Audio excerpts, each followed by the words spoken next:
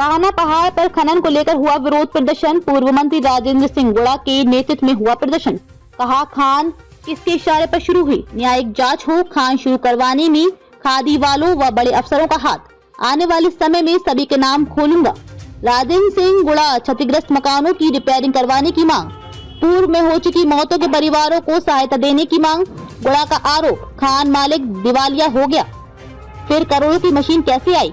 झुंझुनू के कान्हा पहाड़ में सालों बाद शुरू हुए खनन कार्यों को लेकर विवाद थमता नजर नहीं आ रहा है। आज पूर्व मंत्री राजेंद्र सिंह गुड़ा के नेतृत्व में एक बार फिर इलाके के लोगों ने खोरा मोहल्ला न्यू गेस्ट हाउस में विरोध रैली निकाली और कलेक्ट्रेट पर प्रदर्शन किया। इस मौके पर पूर्व मंत्री राजेंद्र सिंह गुड़ा ने कहा कि इस खान को फिर से शुरू करवाने में कुछ खादी वाले और बड़े अफसरों का हाथ है। आने वाले दिनों में इनके नाम खोलेंगे। साथ ही जिला कलेक्टर झुंझुनू की भूमिका भी संदेह में है। उन्होंने कहा कि पूर्व में जब इस पहाड़ी में खनन होता था तो बड़े बड़े गड्ढे हो गए थे, जहां जमा पानी में डूबने से अभी तक 9 युवाओं की मौत हो चुकी है। कोर्ट ने आदेश दिया था कि लीज होल्डर द्वारा इन मृतकों के परिवारों को सहायता दी जाएगी, लेकिन लीज होल्डर ने खुद को दिवालिया घोषित कर दिया और 1 रुपया इन परिवारों को नहीं दिया। अब उसके पास करोड़ों रुपए की मशीनें आ गई, इसलिए पूरे मामले की जाँच होनी चाहिए। जब तक क्षतिग्रस्त मकानों का सर्वे करके उनकी रिपेयरिंग नहीं करवाई जाएगी और पूर्व में हो चुकी मौतों में अपने लाडलों को खो चुके परिवारों को सहायता नहीं दी जाएगी, आंदोलन जारी रहेगा। ये झुंझुनू शहर के बीचों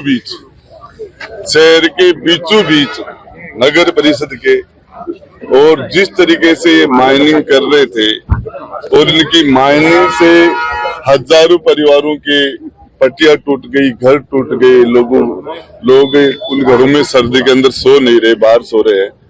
और आज वो लोग गरीब जिनके पास एक के अलावा दूसरा घर ही नहीं है, तो हम चाहते हैं कि उन घरों का सर्वे करा के और कलेक्टर, प्रशासन, सरकार उनको रिपेयर कराए, उसका मुआवजा दे। इससे पहले हमारे 4 बच्चे एक साथ पानी के अंदर जो खनन माफिया ने खनन किया, उस खनन के खड्डे में पानी भरने से 4 बच्चे एक साथ उस पानी में डूब गए और बजाय उनको मदद करने के और मुस्लिम नौजवान बच्चों के बड़ी तादाद के अंदर पुलिस ने 307 का मुकदमा लगा के उनको जेल में डाल दिया और उन परिवारों को मुआवजा नहीं दिया। माननीय कोर्ट ने, माननीय न्यायालय ने उन परिवारों को 5 परिवार को मुआवजा इश्यू कर दिया और मुआवजा उन्होंने कहा कि खनन माइनिंग होल्डर जो है वो उसका मुआवजा देगा।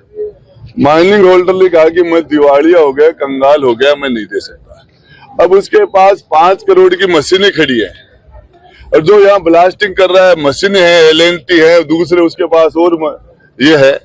तो मैं बताना चाह रहा हूँ कि जब ये कंगाल है, दिवालिया हो गया, तो उसके पास एक करोड़ों रुपए की मशीनें कहाँ से आई और ये इनको मुआवजा दे। हमारे जो 9 बच्चे, हमारे 9 नौजवान लड़कों का इंतकाल हुआ इस खान के अंदर, हजारों परिवार हमारे जिनकी पट्टियां टूट गई, घर टूट गए और इसके खिलाफ इस मामले के अंदर हम ये चाह रहे हैं कि इसकी न्यायिक जांच करवाइए और माइनिंग डिपार्टमेंट में जिनकी मिली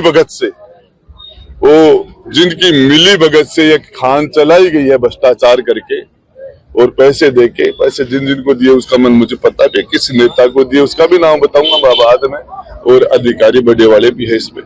तो उन्होंने इसका कर करा के सारा और ये इसकी जांच हो कि शहर के बीच में, पूरे शहर के बीचों बीच हाट के अंदर इस तरह की माइनिंग, राजस्थान, हिंदुस्तान का पता नहीं, राजस्थान में कोई दूसरा उदाहरण तो मुझे मेहरबानी करके बता देना, हिंदुस्तान में भी नहीं मिलेगा।